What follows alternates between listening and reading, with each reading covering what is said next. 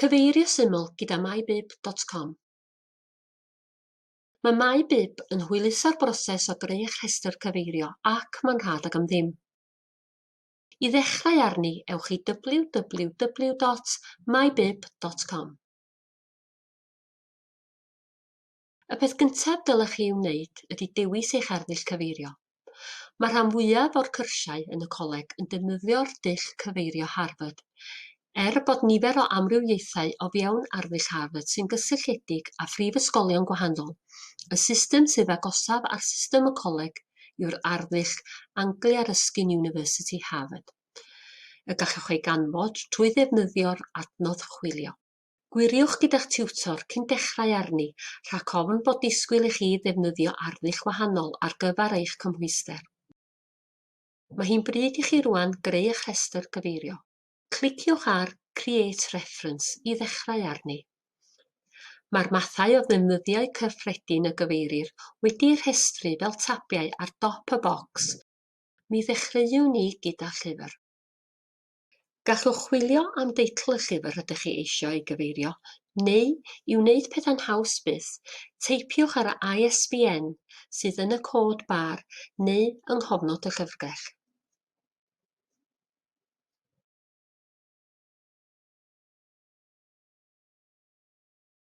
Yna, gobeithio bydd mybib yn dangos manylion y llyfr i chi. Os na fydd hyn yn digwydd am beth bynnag reswm, gallwch fewn gofnodi'r wybodaeth eich hun. Gwiriwch y manylion sydd wedi ymddangos yn awtomatig i wneud yn siŵr ei bod yn gywir. Efallai byddwch yn gweld symbol melyn yn eich rhybuddio bod rhywbeth yn yr arddull yn anghywir. Felly gwiriwch popeth cyn clicio ar Save. Mae'r llyfr wedi cael ei ychwanegu at eich rhestr. Mae'r wybodaeth yn cynnwys nodyn yn dangos sut byddwch chi'n cyfeirio at yr eitem yn eich testun. Mae'r broses yn debyg i ychwanegu erthygl gylchgrawn.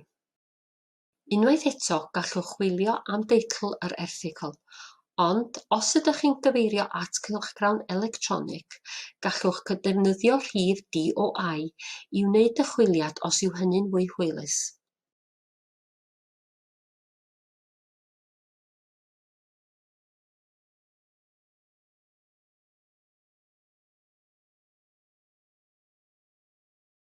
Unwaith eto, gwiriwch y wybodaeth a ddefnyddiwyd cyn clicio ar Save.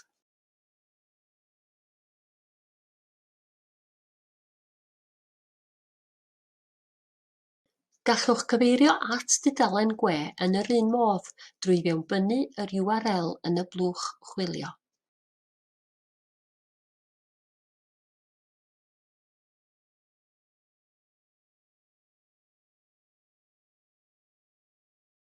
Weithiau bydd mybib ddim yn gallu dod o hyd i rhai darna pwysig o wybodaeth. Yn yr enghraifft hon, mae ein rybuddio nad yw'n gallu dod o hyd i enw'r awdur. Dan yr amgylchiadau hyn, bydd gofyn i chi wirio'r ffynhonnell wreiddiol i weld ydy'r wybodaeth honno ar gael. Mae'r eicon wrth ymyl enw awdur sy'n toglo rhwng awdur personol neu awdur corfforaethol. Os na fydd enw personol yn ymddangos, mi fyddach chi'n defnyddio'r enw corfforaethol ar gyfer eich cyfeiriad. Ond, yn yr achos hwn, mae enw wedi ymddangos, felly byddwn ni'n defnyddio hwn. Wrth i chi gyfeirio at wefan, bydd gofyn i chi nodi pryd gyrchwyd y wefan.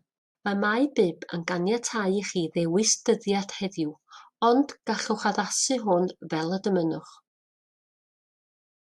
Yn ogystal â mathau cyffredin o gyfeirio, gallwch ganfod rhagor o eitemau o dan môr yn y gwmplen. Pan fyddwch chi'n mewnbynnu yma, bydd gofyn i chi lenwi'r blychau gwag eich hun a bydd mybib yn ei osod yn y fformat cywir i chi.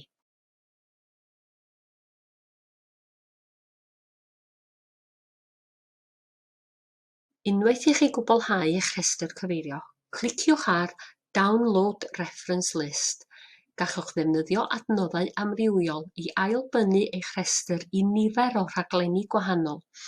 Ond y ffordd hawsaf i wneud hynny ydy clicio ar Copy and Paste. Bydd MyBib yn trefnu eich cyfeiriadau yn ôl y wyddor ac yn ei gosod mewn rhestr fel y gallwch ei gludo ar eich dogfen. Gallwch greu cyfrif am ddim ar MyBib a chadw eich rhesterau cyfeirio ar gyfer y dyfodol. Defnyddiwch y dewis Gmail.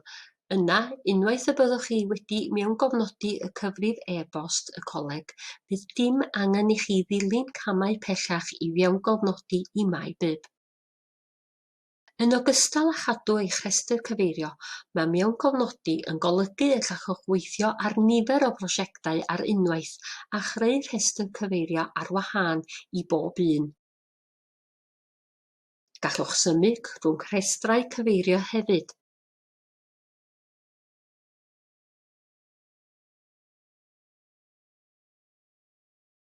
Os hoffwch chi ddysgu rhagor am gyfeirio neu unrhyw sgil astudio arall, gallwch ddod o hyd i lawer o adnoddau defnyddiol ar wefan sgilio astudio coleg.